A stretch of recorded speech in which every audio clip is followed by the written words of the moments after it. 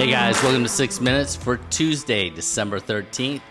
I'm Jason Fulmore, SE Wrestle, and today I'm talking with Corey Haase of The Knockout, and Corey and I we're actually going to discuss a couple different topics every day, kind of as a countdown to The Knockout.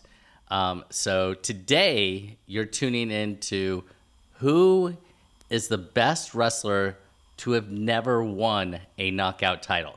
And this is tough. I mean, there are so many really, really good wrestlers that haven't won a title. But we tried to break it down, came up with 4 names, talked a little bit about each of those 4 names, and discussed what kind of our order was. Look, this is tough because we're not winning the knockout title. Each of these wrestlers have a ton of accolades, and they've won so many different titles. The knockout just isn't one of those, and that's tough. They're super competitive, and this isn't a knock on any of them. It's not. We're not being critical at all. We're simply trying to identify who amongst the crew that haven't earned a knockout title is the best. So anyway, tune in tomorrow for another topic that Corey and I discuss, and be sure to look at SE Wrestle in a few days for a fan's guide to the tournament, which begins next week. In fact, I think it's a week away. I might have said 8 days away. It's somewhere right around there. A number of days are kind of all running together. But I hope you enjoy my conversation with Corey Haase. Corey Haase? Well, not Osceola High School, right? I mean, it's Harmony Middle School. That's where you teach. Yeah, technically. But affiliated with Osceola, and obviously we're talking The Knockout, which, I mean, it's almost like it's the 12 days of Christmas, except now that it's the 8 days of the knockout countdown to the big event, which it feels weird having it before Christmas. It really does. There's going to be no weight cut. Well, there'll be weight cutting for another tournament. It won't be weight cutting for knockout this year at our house. So it'll be a little bit different.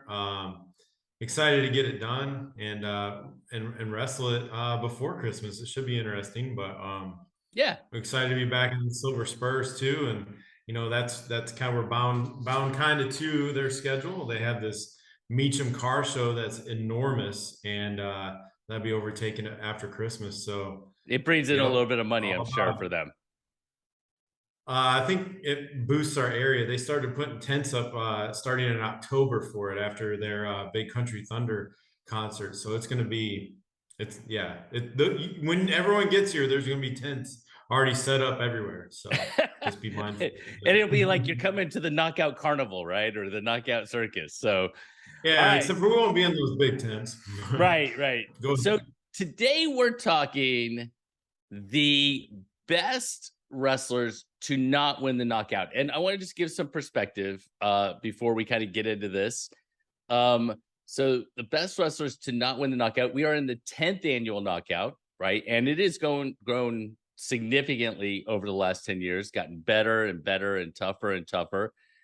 And there are some outstanding wrestlers to have not won the knockout ever in their time. But before we get to that, I want to make sure that I talk about, let's see here, one thing, because I don't know that you know this, and I wanted to share it with you. And that is just last year's knockout, right? You guys placed 6 in 14 weight classes. Okay. But our state tournament places to 8. Don't worry about that. 60% of the placers were state champions last year. Okay. And I know it doesn't surprise you. Another 17% were state runners up, all the way down. So almost every single person that placed at the knockout last year was either a state champion. The vast majority of them were state champions, or state placers, just a handful that weren't. And there was just one wrestler that didn't win a state title that won the knockout. Do you know who that is? Let me think. Had to throw a little trivia your way before we get started on this. You threw me for a loop and you give me time to research. I did that on purpose. On my phone. I'm not sure who it would be. Give me a wait. The answer is Tito Solorzano, Lake Gibson, who didn't end up winning the Florida State title last year. That's right. But won the knockout. Pretty impressive, because he was the only one. In fact, I think he was the only finalist that was in the finals that didn't end up winning a state title. That's and it was actually the guy I remember now. It was the guy that he beat in the finals at knockout that actually ended up beating him at the finals of states. Yep, that's right. That's right. Oh, he beat him in the semifinals at state, but yeah, I mean, he knocked him out of it. Yeah, absolutely. All right, so you and I came up with 4 names, and we're just gonna go through these 4 names, and I'm gonna give a little bit of background, and then I want you to give me the 4 in order that you think of the best that have not won the knockout. So this is what we kind of came down to. First, Michael Killick, Woodward Academy, 3-time Georgia State champion, 1-time runner-up. He was 4th, 5th, and 2nd twice at the knockout.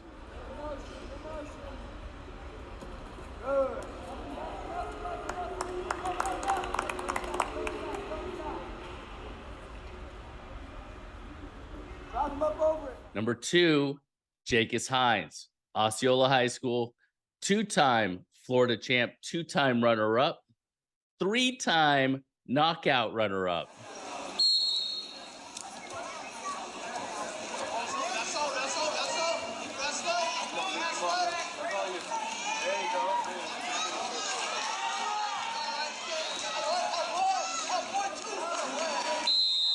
Lucas Willis, 5-time Florida State champion. He was 2nd and 3rd. That's interesting. After really, rode him out for the entire first period. I think he just wants more. You think? Okay.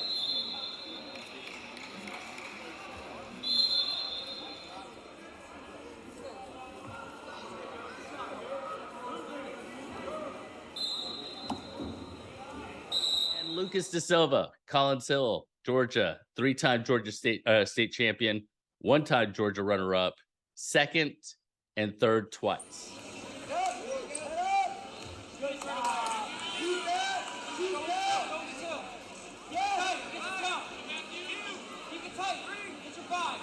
So now the question is, give me your order for the best to not have won the knockout. I mean, if you're just looking at it, you have to kind of figure out how you judge that, because Jacus actually competed in probably one of the tougher brackets, which I think we're going to get to later. And I think you might put him there. And he won 2 Florida State titles, but I think him and Michael Killick are probably pretty close to the top of that. And then you probably drop Lucas Willis. I mean, 5 state titles is incredible and very difficult to achieve.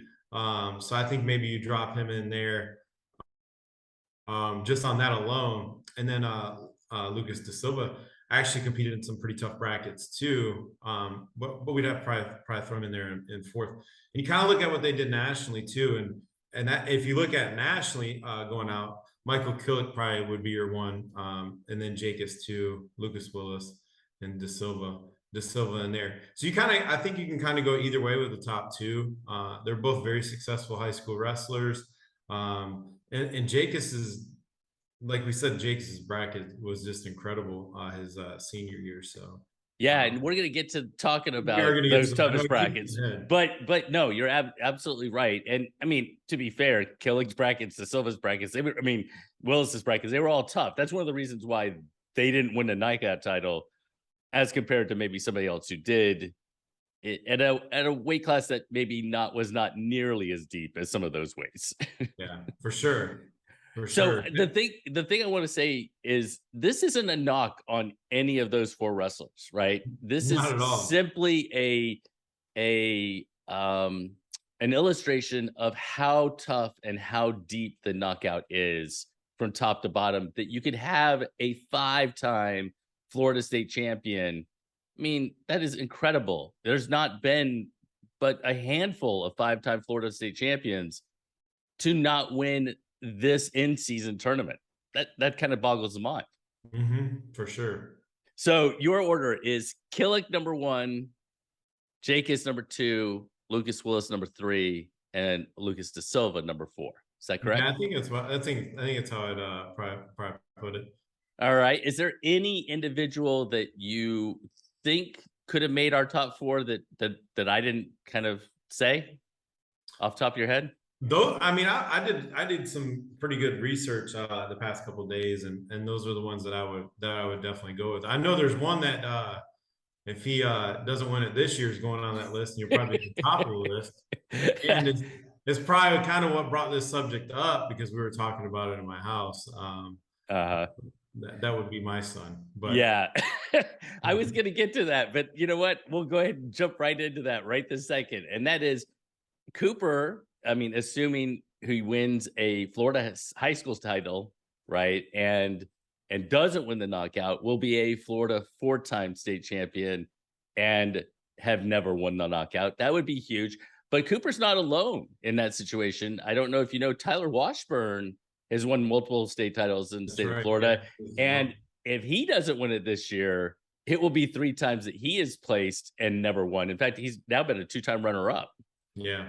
Cooper's a 2-time runner-up as well. Oh, is that right? Yeah. I remember him losing to Crook last year. So, all right. So my top 4, I'm going to probably shake things up a little bit. I think it's probably Lucas Da Silva is number 4. I think Jacobs is number 3. I'm going to go with Michael Killick number 2. And because Lucas Willis was a 5-time Florida State champion, and he, I mean, he was winning his match against Cole Cochran in the finals at the knockout and ended up not winning the match. I think maybe he's the biggest name that has not won a knockout title. It'll be interesting to see what people think. If anybody agrees with us, if everybody in the world disagrees with us, please let us know, because I think this is actually a really interesting conversation. The last thing I'm going to leave you with is we've got those 4. You already gave me your 4, right? If Cooper doesn't win it, does he become number 1? Well, of course. But that's no personal bias. You really think he's the best that has not won? He probably number 3. Maybe number 3. All right. Yeah, I know it's a fantastic list. All right, Corey. So we are 8 days away from it's going to be a great tournament, another great tournament. We're going to kind of break it down. Everybody needs to stay with us. We're going to do these once a day for the next several days. And yeah, the next one's going to be a lot of fun. The last thing I would say is tune in to SC Wrestle about, I don't know, 2 days before the event, 3 days before the event. We'll drop the fans guide and talk about some of the brackets and see if Tyler and Cooper's paths are as tough as they've been over the last few years. Corey, appreciate it, man. Thank you.